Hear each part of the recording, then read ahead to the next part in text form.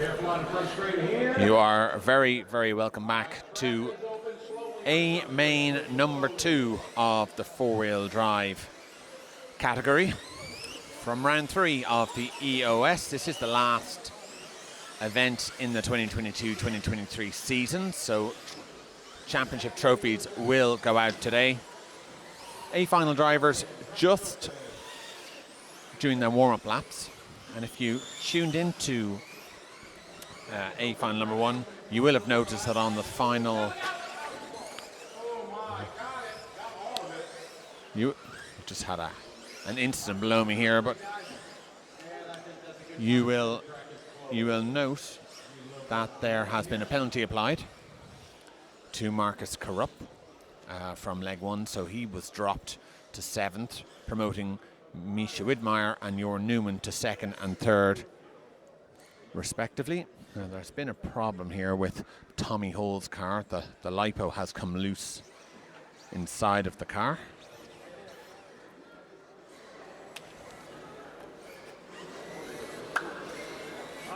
Seems to be taken care of.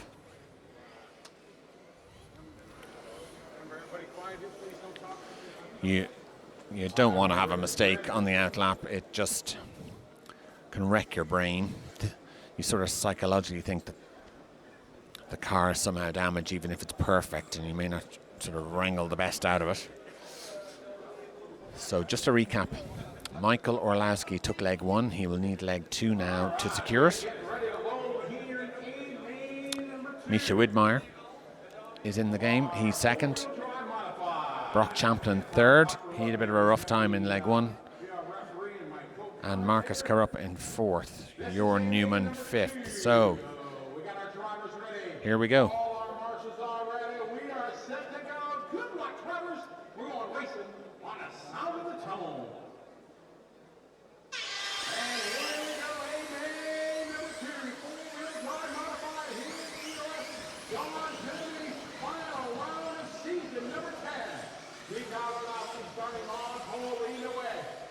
So they are away.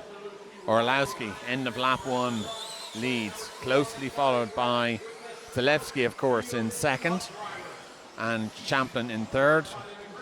Bartek Zalewski had a coming together with Marcus Carrup in the first leg and had to retire.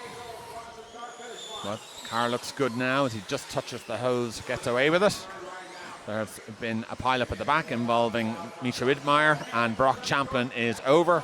So that allows Michael Orlowski and Bartek Zalewski, the 2 poles, away, with Jorn Newman 3rd, Brock recovering to 4th.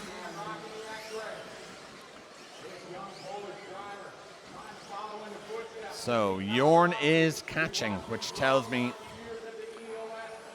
the pace could be a bit too steady at the front. Well, something's happened to Jorn, and Champlin has now come back to 3rd. So Champlin, after making the mistake on the back double, has recovered back to where he came from, 3rd. Can he close up? There goes Orlowski in the lead. Now, Orlowski is starting to break from Zalewski. These two have run an awful lot of laps together. Zalewski considered to be Orlowski's understudy as such. Well, if that is the case, he has taught him well. Bartek's car looking really, really good, but Michael is making a break now, and Brock is catching up. Here comes Brock Champlin in 3rd. So Orlowski still the leader. Zalewski in 2nd, Champlin in 3rd. Zalewski over, so that promotes Champlin to 2nd. Problem with the marshal. So here is Champlin in 2nd. So there's quite a gap now. Orlowski still leads. We will come back to them because here is the main battle now. Lee Martin in 3rd, Alexander Landon in 4th, and Tommy Hall in 5th, with Marcus Carrup in 6th. Didn't see what happened to Marcus earlier on in the run, but he really needed to win this if he wanted to keep his chances up of taking the meeting, which looks decidedly unlikely at this stage. So I can tell you that this is the battle for third.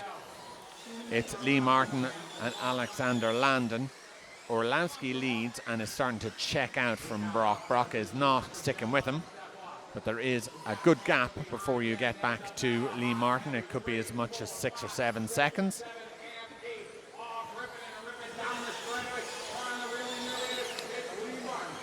So this is Lee Martin in third, Alexander Landon fourth, Tommy Hall fifth. We will come back to the leaders. Here is Michael Orlowski, and that is Brock Champlin. So Brock, certainly the gap is stabilized. Whether he can close it down or not, I don't know. Brock up on 2 wheels, absolutely giving it everything. And I have to say the gap does look a little bit smaller, although it is still substantial. So we will come back to the battle for third. This is Lee Martin, Alexander Landon and Tommy Hall. And Tommy Hall looks like he's getting into the zone to give a bit of an attack on Landon.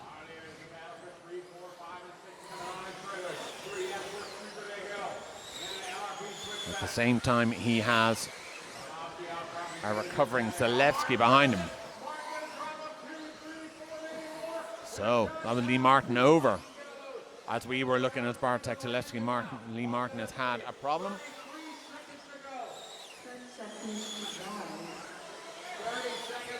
So 30 seconds to go. I can tell you that it is Michael Orlowski at front. That he has lapped Marcus Carrup. That is not racing for position, but will Carrup cause issues here? We might keep an eye on this, because there is Brock Champlin just behind. Well, another problem for Carrup. But you can see that Brock Champlin has drawn in the lead. He's closed the gap. Time is up. This is the last lap. Orlowski needs to bring it to the finish. I don't think Brock is going to make it. Orlowski plays it safe. Brings it home. There is the double. The 2 leg 1 wins for Michael Orlowski. Secures it for him. Congratulations from Brock Champlin. Well done, Michael.